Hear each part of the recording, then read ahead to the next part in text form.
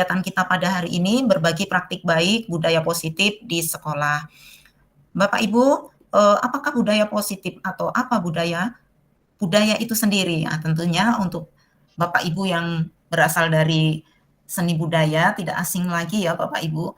Budaya adalah sebuah kebiasaan hidup sehari-hari pada masyarakat suatu daerah atau wilayah, kemudian yang selalu dijalankan secara terus-menerus atau konsisten yang menjadi cerminan dari karakter masyarakat masyarakat atau warga suatu daerah.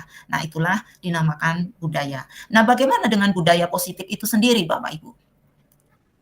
Budaya positif di sekolah, di lingkungan sekolah, itu adalah bagaimana anak-anak berkomunikasi dengan kawan-kawannya. Kemudian juga bagaimana guru berkomunikasi dengan murid. Di samping itu juga bagaimana guru berkomunikasi dengan sesama rekan guru, dan juga bagaimana guru menyelesaikan masalah murid. Nah, di sini adalah sebuah budaya positif. Sehingga budaya positif di sini dapat diartikan bahwa tujuannya adalah untuk menciptakan lingkungan belajar yang aman, nyaman, inklusif, dan suportif, di mana murid merasa dihargai, dihormati, dan didorong untuk mencapai potensi mereka secara optimal. Nah, dalam budaya positif, murid akan merasa nyaman untuk mengambil risiko, untuk mencoba hal-hal baru sebagai bahan belajar mereka dari kesalahan yang pernah mereka perbuat. Tuh Bapak Ibu.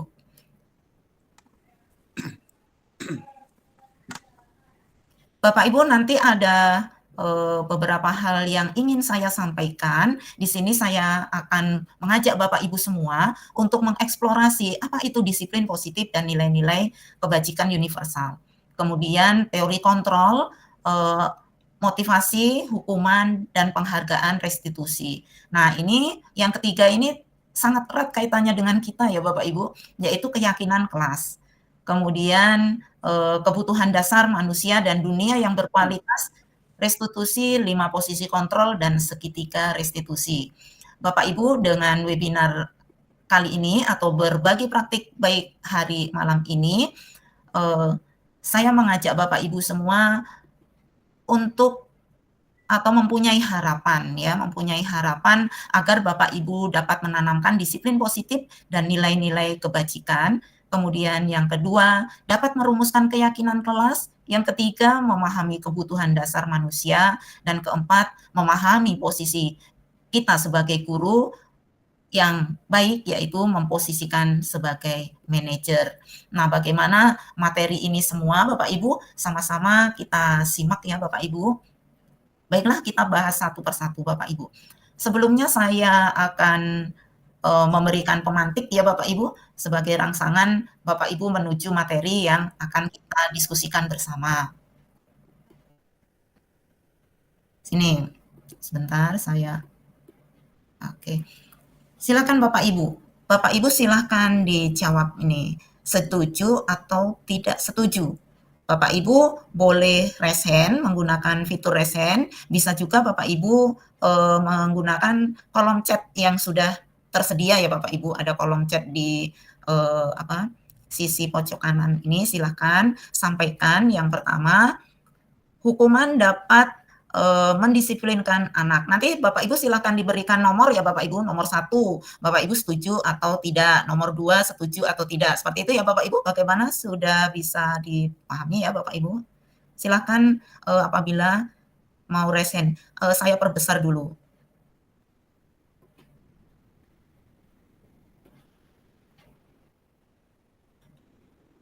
Bu April bisa dibantu untuk melihat kolom chatnya ya Bu April.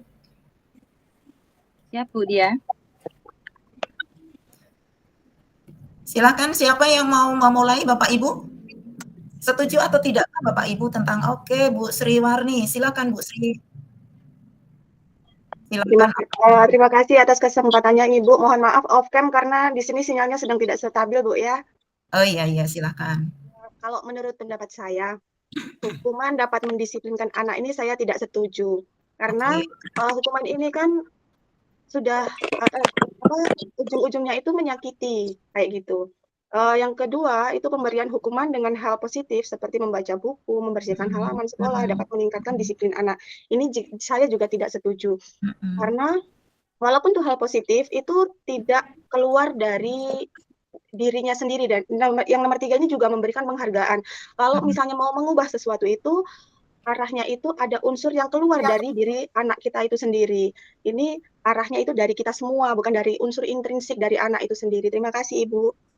Oke, terima kasih, luar biasa ya, Bu Sriwarni ya, Bu Sriwarni tadi ya. Terima kasih Bu Sriwarni. Bagaimana Bapak Ibu yang lainnya, apakah Bapak Ibu setuju dengan apa yang disampaikan Bu Sriwarni? Oke, nomor 1, Bu Ratna, nomor 1 tidak setuju, nomor 2 setuju, nomor 3 setuju. Pak Aryo tidak setuju, 1. Bu Wahyu kurang setuju, nomor 1. Oke, bagaimana Bapak Ibu? Apakah Bapak Ibu penasaran setuju atau tidak setuju? Baik atau tidak hukuman dapat mendisiplinkan anak, kemudian memberikan hukuman dengan hal yang positif itu bisa meningkatkan disiplin anak. Dan yang ketiga, apakah penghargaan itu dapat meningkatkan motivasi belajar anak?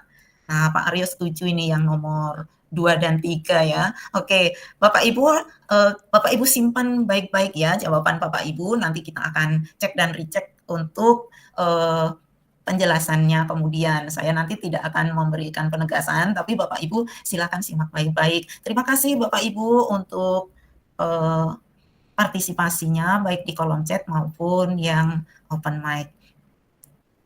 Saya izin melanjutkan Bapak Ibu. Ini tujuan kita tadi. Nah, kita akan membahas apa itu disiplin positif dan nilai-nilai kebajikan universal. Bapak Ibu, nilai-nilai bagaimana ini saya akan memberikan ilustrasi ya Bapak Ibu. Jika Bapak Ibu mempunyai sebuah rahasia, rahasia itu ada di genggaman Bapak Ibu. Bagaimana? Apakah Bapak Ibu di sini nanti akan membuka rahasia itu, misalkan demi ada yang memberikan imbalan misalkan, atau memberikan bujukan, atau mungkin memberikan uang misalkan ya. Nah, itu seperti apa pendapat Bapak Ibu? Apakah Bapak Ibu akan membuka genggaman Bapak Ibu apabila di dalam genggaman Bapak Ibu itu ada sesuatu yang sangat berharga bagi Bapak Ibu? Silakan dituliskan di kolom chat Bapak Ibu.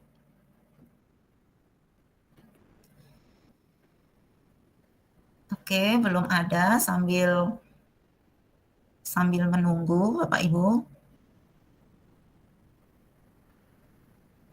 Apa hubungannya antara disiplin positif kemudian dengan budaya positif, kemudian nanti kita implementasikan di dalam keyakinan kelas dan kita implementasikan di dalam menyelesaikan permasalahan-permasalahan yang dihadapi oleh anak di sekolah. Nah, ini sebagai tugas keseharian kita ya Bapak Ibu, tentu saja hal ini insya Allah saya harapkan dapat membantu Bapak Ibu semua.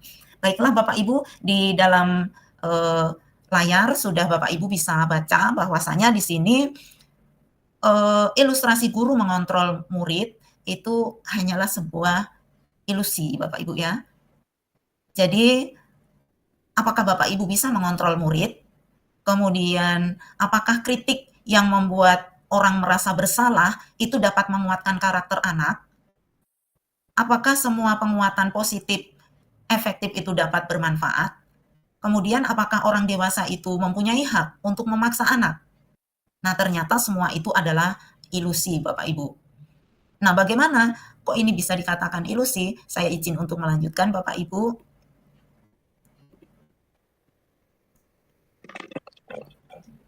Nah, ini apa yang dimaksud dengan atau apa makna dari disiplin positif itu Bapak Ibu? Disiplin positif di sini berasal dari bahasa Latin yaitu disiplina yang artinya belajar.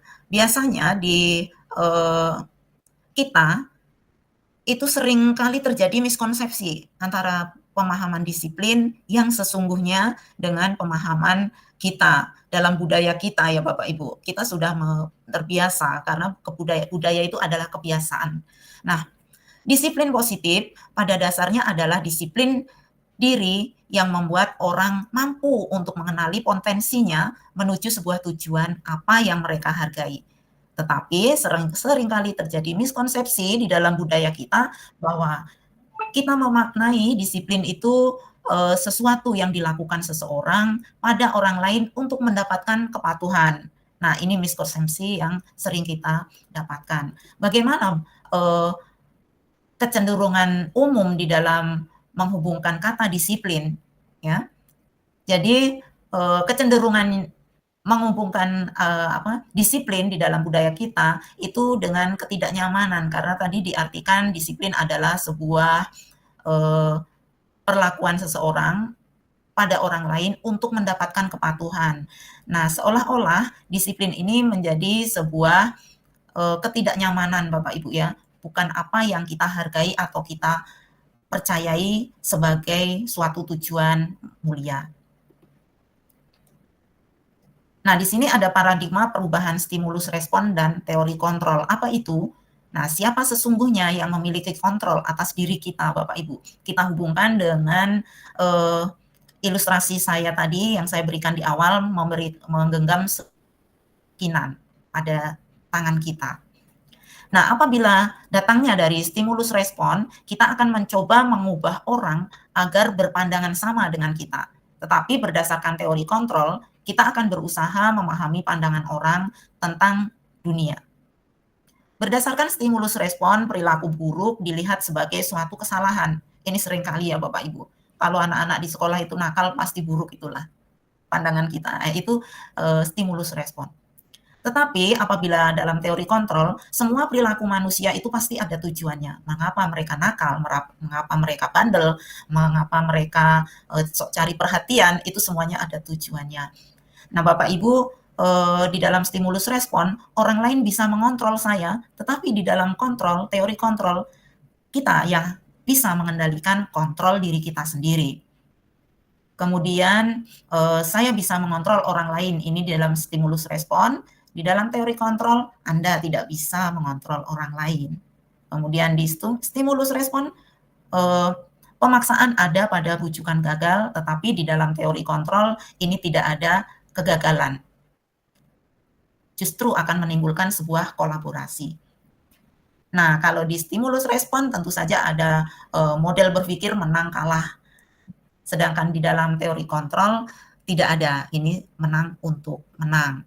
Apa itu artinya? Baiklah, kita lanjutkan Bapak Ibu. Di dalam nilai-nilai kebajikan adalah sebuah sifat-sifat positif manusia yang merupakan tujuan mulia yang ingin dicapai setiap individu. Nah, nilai-nilai tersebut bersifat universal dan lintas bahasa, suku, bangsa, agama, maupun latar belakang. Sehingga setiap perilaku manusia atau perbuatan manusia itu mempunyai tujuan. Nah, ini merupakan pendapat dari Dr. William Glasser. Kemudian dengan mengaitkan nilai-nilai kebijakan yang diyakini seseorang, maka motivasi intrinsik akan tumbuh di dalam diri seseorang. Nilai kebajikan yang ingin dicapai oleh setiap anak Indonesia ini seperti yang Bapak Ibu sudah pahami semua, bahwasanya kita ingin mewujudkan profil pelajar Pancasila, yaitu beriman bertakwa pada Tuhan Yang Maha Esa dan berakhlak mulia, mandiri, bernalar kritis, berkebinekaan global, gotong royong, dan kreatif. Itulah antara disiplin positif dan nilai-nilai kebijakan. Berikutnya kita akan melihat apa itu motivasi hukuman dan penghargaan restitusi. Nah, Bapak Ibu, tadi kita juga sudah membahas tentang motivasi ya, motivasi. Tentu saja di dalam motivasi ini kita paham akan dua jenis motivasi ya Bapak Ibu, yaitu motivasi eksternal dan motivasi internal.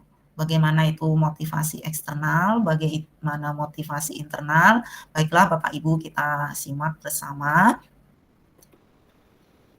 Motivasi eksternal, tentu saja ini motivasi yang berasal dari pengaruh luar ya Bapak Ibu.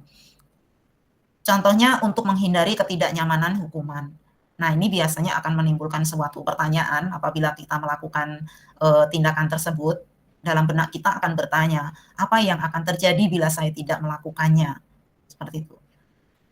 Kemudian ada lagi masih di motivasi eksternal untuk mendapatkan imbalan dari orang lain atau institusi. Ya, ini biasanya pertanyaan yang timbul, apa yang akan saya dapatkan apabila saya melakukannya? Seperti itu ya Bapak Ibu. Kemudian yang ketiga, ini motivasi internal, motivasi yang muncul dari dalam diri seseorang. Ini contohnya untuk mendapatkan penghargaan terhadap dirinya sendiri. Nah, pertanyaan yang timbul di dalam benak kita itu biasanya, saya akan menjadi orang seperti apa bila saya melakukan. Nah, ini adalah motivasi internal ya Bapak Ibu. Seperti hari ini misalkan Bapak Ibu hadir di sini, motivasinya apa ini? Misalkan motivasi Bapak Ibu untuk mendapatkan sertifikat. Nah, berarti kita belum mempunyai motivasi internal, masih eksternal yaitu sertifikat. Apabila Bapak Ibu hadir di sini karena rasa kepenasaran Bapak Ibu semua untuk mengetahui lebih lanjut apa itu disiplin positif, apa itu budaya positif. Nah, disitulah motivasi internal Bapak Ibu sudah mulai muncul karena Bapak Ibu tentunya akan menuju pada penghargaan diri sendiri.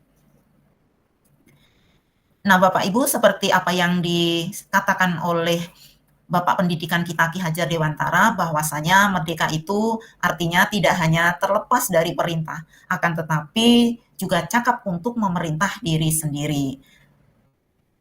Kita bisa merefleksikan diri ya Bapak Ibu, termasuk yang mana kita.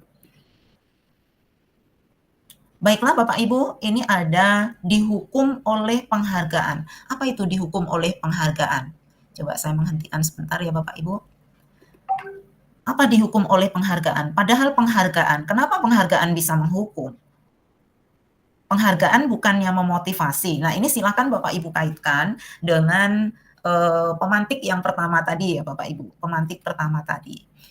Bagaimana? Adakah yang ingin menyampaikan mengapa penghargaan itu menghukum? Monggo, silakan Bapak Ibu. Dihukum oleh penghargaan. Di sini bahwasanya penghargaan itu berlaku sama sebenarnya dengan menghukum Bapak Ibu. Dalam arti meminta atau membujuk seseorang untuk melakukan sesuatu untuk memenuhi suatu tujuan tertentu. Ya. Nah, dorongan dari luar untuk memperoleh sesuatu itu adalah bukan termasuk motivasi intrinsik. Sehingga ini akan saya ilustrasikan kembali. Mohon izin berbagi layar. Nah, dihukum oleh penghargaan. Apa itu dihukum oleh penghargaan? Ada Bapak Ibu yang mau menyampaikan?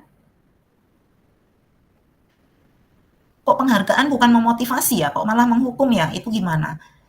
Jadi Bapak Ibu, penghargaan itu bisa menghukum seseorang. Contohnya misalkan seseorang itu, semua orang pasti ingin mendapatkan penghargaan. Nah, apabila seseorang itu tidak mendapatkan penghargaan dan orang lain yang mendapatkan penghargaan, tentu mereka merasa gagal ya Bapak Ibu. Mereka merasa gagal. Bagaimana perasaan seseorang yang gagal? Nah, tentu saja bisa Bapak Ibu bayangkan bahwasanya kita akan terpuruk ya, kita akan merasakan sedih. Nah, disitulah akibat daripada penghargaan. Jadi kalau Bapak Ibu misalkan muridnya mendapatkan nilai bagus, kemudian Bapak Ibu berikan reward.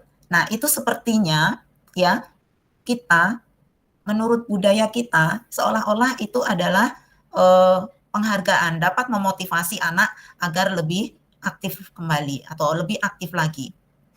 Nah, ini perlu kita perhatikan pengaruhnya terhadap jangka pendek dan panjang Bapak Ibu. Mungkin jangka pendek mereka bisa termotivasi. Tetapi bagaimana jangka panjang? Sedangkan pendidikan tujuannya adalah menanamkan nilai-nilai tentu saja untuk mempersiapkan generasi penerus yang berprofil pelajar Pancasila. Tentu saja jangkauannya jangkauan panjang ya Bapak Ibu. Sehingga di sini dikatakan penghargaan adalah menghukum. Penghargaan juga mengurangi ketepatan Bapak Ibu. Ya. Contohnya, tidak semua anak kan pandai di bidang eksakta misalkan. Nah, karena penghargaan itu diberikan, mohon maaf, dalam tanda petik, anak yang nilai eksaknya bagus, itu artinya pintar. Sedangkan yang tidak, itu kurang pintar, misalkan seperti itu. Nah, yang seperti itu kan menimbulkan ketidaktepatan Bapak Ibu. Belum tentu anak yang tidak berpotensi di bidang eksakta itu, tidak mempunyai potensi di bidang yang lainnya. Nah, ini ilustrasi tentang ketepatan. Kemudian penghargaan itu tidak efektif. Penghargaan akan merusak hubungan. Oke, saya lanjutkan.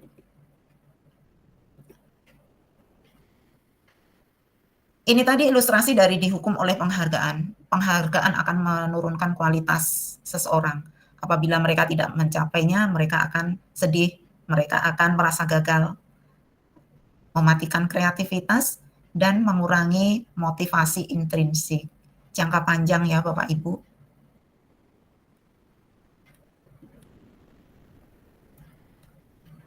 Nah, beda dengan apabila Bapak Ibu memberikan apresiasi, karena apresiasi ini adalah sebuah kebajikan. Apresiasi pun kita juga harus memperhatikan bagaimana kita memberikan apresiasi tersebut pada anak. Apakah diberikan secara khusus, ya? Apakah secara pribadi atau secara klasikal pada semua murid? Apakah secara konsisten? Apakah fokus pada proses? Nah, ini bentuk kebajikan, yaitu apresiasi. Karena apresiasi akan menumbuhkan motivasi intrinsik secara lebih panjang atau dalam jangka panjang.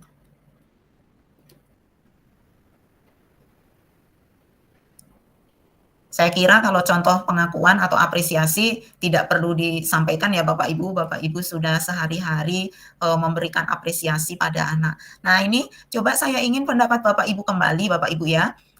Ini ada mencatat 100 kali dalam buku kalimat, "Saya tidak akan terlambat lagi karena dikarenakan terlambat sekolah." Kemudian lari mengelilingi lapangan basket 2 kali karena terlambat hadir sekolah. Silahkan Bapak Ibu, ini nomor 1, 2, 3, 4, 5, berapa nih? 1, 2, 3, 4, 5, 6, 7. Silahkan Bapak Ibu tuliskan di kolom chat apakah tindakan ini merupakan hukuman atau konsekuensi. Jadi nomor 1 misalkan nomor 1 hukuman, nomor 2 konsekuensi, nomor 3 seperti itu. Monggo Bapak Ibu silakan, yang mau raise hand saya persilakan juga. Mohon dibantu melihat kolom chat ya Bu April. Siap Bu Dia. Itu Bu Sri Winarni sudah raise hand.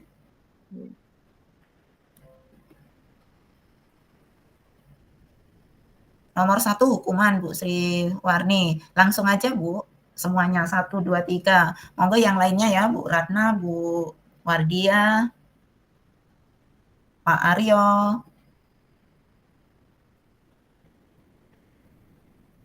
Gimana kalau menurut Bu April ini? Oh, Bu Ratna. Silakan Bu Ratna, monggo. Silakan buka mikrofonnya. Apabila tidak terkendala jaringan, boleh dibuka kameranya. Mengenai tindakan guru, contoh komprehensif, apakah ini hukuman atau konsekuensi? Mencatat 100 kali dalam buku kalimat, saya tidak akan terlambat lagi, karena terlambat sekolah ini hukuman ya, sepertinya hukuman. Tadi keliling lapangan sudah hukuman. Murid diminta untuk push up, ini juga hukuman, menggantikan kertas tugas teman yang telah dicoret-coret. Ini sepertinya konsekuensi. Bersihkan tumpahan air di meja tulis karena tersenggol saat belajar, ini juga konsekuensi.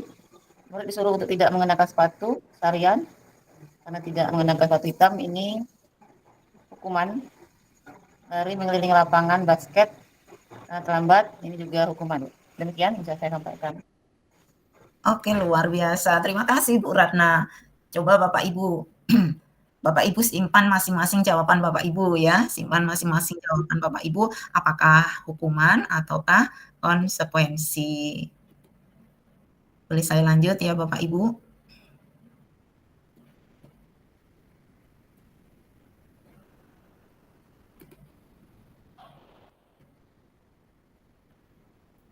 Oke, ternyata mencatat 100 kali itu merupakan hukuman Bapak Ibu.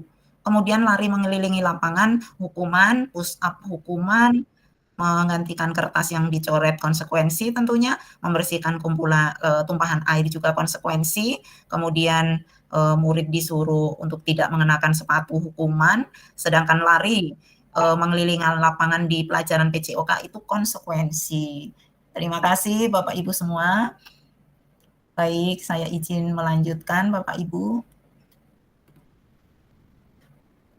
Nah, kita sampai pada keyakinan kegiatan kita pada hari ini berbagi praktik baik budaya positif di sekolah. Bapak Ibu, apakah budaya positif atau apa budaya? Budaya itu sendiri, nah, tentunya untuk Bapak Ibu yang berasal dari seni budaya, tidak asing lagi ya Bapak Ibu. Budaya adalah sebuah kebiasaan hidup sehari-hari pada masyarakat suatu daerah atau wilayah, kemudian yang selalu dijalankan secara terus-menerus atau konsisten, yang menjadi cerminan dari karakter masyarakat atau warga suatu daerah. Nah, itulah dinamakan budaya. Nah, bagaimana dengan budaya positif itu sendiri, Bapak Ibu? Budaya positif di sekolah, di lingkungan sekolah, itu adalah bagaimana anak-anak berkomunikasi dengan kawan-kawannya. Kemudian juga bagaimana guru berkomunikasi dengan murid. Di samping itu juga bagaimana guru berkomunikasi dengan sesama rekan guru, dan juga bagaimana guru menyelesaikan masalah murid. Nah, di sini adalah sebuah budaya positif. Sehingga budaya positif di sini dapat diartikan bahwa tujuannya adalah untuk menciptakan lingkungan belajar yang aman, nyaman, inklusif, dan suportif, di mana murid merasa dihargai, dihormati, dan didorong untuk mencapai potensi mereka secara optimal. Nah, dalam budaya positif, murid akan merasa nyaman untuk mengambil risiko, untuk mencoba hal-hal baru sebagai bahan belajar mereka dari kesalahan yang pernah mereka perbuat. Tuh Bapak Ibu.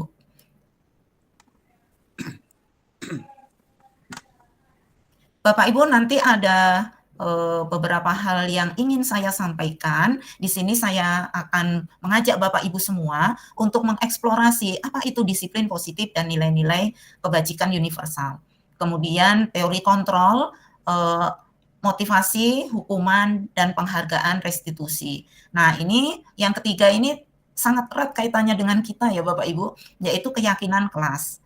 Kemudian kebutuhan dasar manusia dan dunia yang berkualitas, restitusi, 5 posisi kontrol, dan segitiga restitusi. Bapak Ibu, dengan webinar kali ini atau berbagi praktik baik hari malam ini, saya mengajak Bapak Ibu semua untuk atau mempunyai harapan ya, mempunyai harapan agar Bapak Ibu dapat menanamkan disiplin positif dan nilai-nilai kebajikan. Kemudian yang kedua, dapat merumuskan keyakinan kelas. Yang ketiga, memahami kebutuhan dasar manusia. Dan keempat, memahami posisi kita sebagai guru yang baik, yaitu memposisikan sebagai manajer. Nah, bagaimana materi ini semua Bapak Ibu? Sama-sama kita simak ya Bapak Ibu. Baiklah, kita bahas satu persatu Bapak Ibu. Sebelumnya saya akan memberikan pemantik ya Bapak Ibu, sebagai rangsangan Bapak Ibu menuju materi yang akan kita diskusikan bersama. Sini. Sebentar saya oke. Silakan Bapak Ibu. Bapak Ibu silakan dijawab ini, setuju atau tidak setuju. Bapak Ibu boleh raise hand menggunakan fitur raise hand, bisa juga Bapak Ibu menggunakan kolom chat yang sudah tersedia ya Bapak Ibu, ada kolom chat di sisi pojok kanan ini, silakan sampaikan. Yang pertama, hukuman dapat mendisiplinkan anak. Nanti Bapak Ibu silakan diberikan nomor ya Bapak Ibu, nomor 1, Bapak Ibu setuju atau tidak, nomor 2 setuju atau tidak. Seperti itu ya Bapak Ibu, bagaimana sudah bisa dipahami ya Bapak Ibu? Silakan apabila mau raise hand. Saya perbesar dulu.